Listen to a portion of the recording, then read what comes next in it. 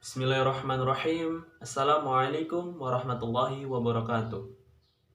Puji syukur kita kehadirat Allah Subhanahu wa taala yang telah memberikan kita kesehatan jasmani maupun rohaninya. Sholawat beserta salam marilah kita limpahkan kepada Nabi kita Nabi Muhammad SAW. Perkenalkan, nama saya Ahmad Fuad Ajiz dari kelompok 6 Ilmu Akhlak Tasawuf dan rekan-rekan saya Firna Dwinara Oktaviani dan Adinda Khiliatur Rohmah. Adapun topik yang akan kami presentasikan pada kali ini yaitu tentang sejarah dan ajarannya yang berhubungan dengan ilmu akhlak tasawuf dari seorang ulama besar yaitu Syekh Abdul Qadir Al-Jailani. Adapun bagian sejarah, saya akan membagi 2 poin, yaitu poin pertama tentang biografi singkatnya yang akan disampaikan oleh Firna Dwinara Oktaviani dan sekilas perjalanan pendidikannya yang akan disampaikan oleh saya sendiri. Dan yang ketiga, ajaran ilmu akhlak tasawufnya yang akan disampaikan oleh Adinda Khiliatur Rohmah. Nah, kita langsung mulai saja ke materinya. Nama lengkap beliau adalah Abu Muhammad Abdul Qadir bin Ali Salih bin Jan Kidusti bin Yahya Muhammad bin Daud bin Musa bin Abdullah Hasan bin Ali bin Abi Thalib. Dan berikut ini merupakan biografi singkatnya. Beliau terlahir dari sepasang ibu dan bapak yang bernama Ummul Khair Fatimah dan Al-Imam Sayyid Musa Zangi Dausat. Beliau lahir pada 470 Hijriah atau 1077 Masehi di Al-Jil, Irak. Beliau adalah seorang tokoh sufi yang mempunyai pengikut dan pengaruh besar dalam sejarahnya, yaitu pada tahun 521 Hijriah sampai 561 Hijriah. Juga menjadi pendiri tarekat Qadiriyah.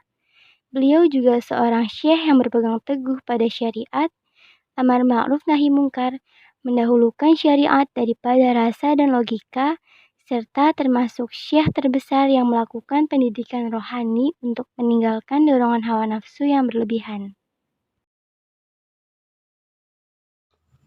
Untuk materi selanjutnya yaitu tentang sekilas perjalanan pendidikan dari seorang Syekh Abdul Qadir Al-Jilani.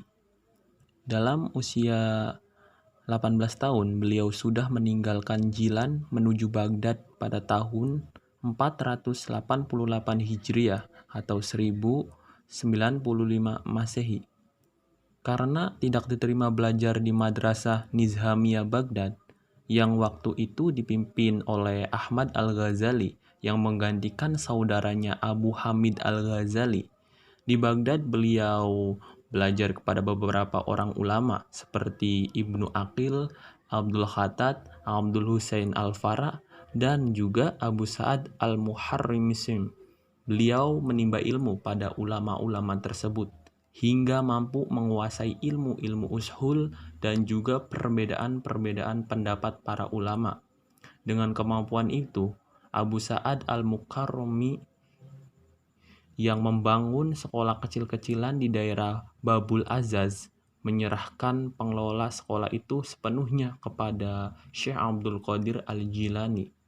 Beliau mengelola sekolah ini dengan sungguh-sungguh, bermukim di sana sambil memberikan nasihat kepada orang-orang di sekitar sekolah tersebut.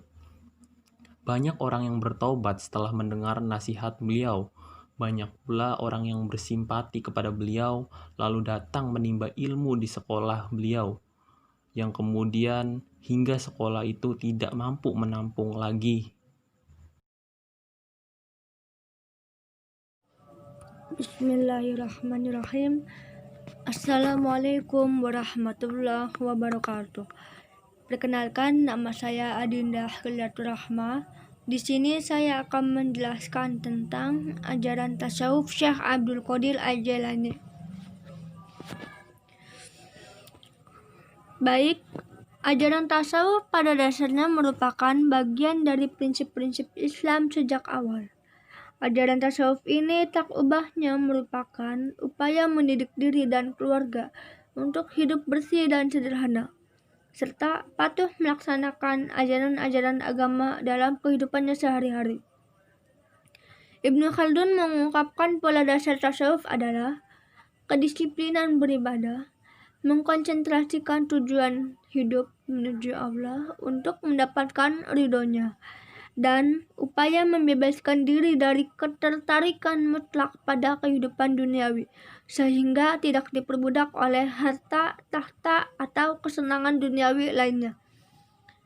Kecenderungan seperti ini secara umum terjadi pada kalangan kaum muslimin angkatan pertama. Pada angkatan berikutnya dan seterusnya, secara berangsur-angsur terjadi pergeseran nilai, sehingga orientasi kehidupan duniawi menjadi lebih berat. Ketika saat itulah, angkatan pertama kaum muslimin yang mempertahankan pola hidup sederhananya lebih dikenal sebagai kaum sufiah. Syekh Abdul Qadir Al-Jailani menambahkan dalam perkataannya, tasawuf itu dibangun oleh 8 sifat, yaitu yang pertama, sifat pemurah yang dimiliki Nabi Ibrahim alaihissalam. Yang kedua, sifat ridho yang dimiliki Nabi Ishak alaihissalam. Yang ketiga, sifat sabar yang dimiliki Nabi Ayub alaihissalam. Yang keempat, sifat isyarat yang dimiliki Nabi Zakaria alaihissalam. Yang kelima, sifat hidup dalam pengasingan yang dimiliki Nabi Yahya alaihissalam. Yang keenam, sifat sederhana yang dimiliki Nabi Musa alaihissalam. Yang ketujuh, sifat mengembara yang dimiliki Nabi Isa alaihissalam.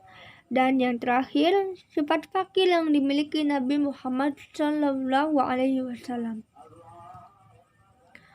Namun, boleh pula dikatakan bahwa tasawuf adalah usaha yang sungguh-sungguh dengan jalan mengasingkan diri dengan memperbanyak tafakur atau berzikir mengingat Allah di setiap saat, sekaligus melepaskan hati dari keterikatan hal yang berhubungan dengan duniawi dengan memusatkan diri hanya kepada Allah semata.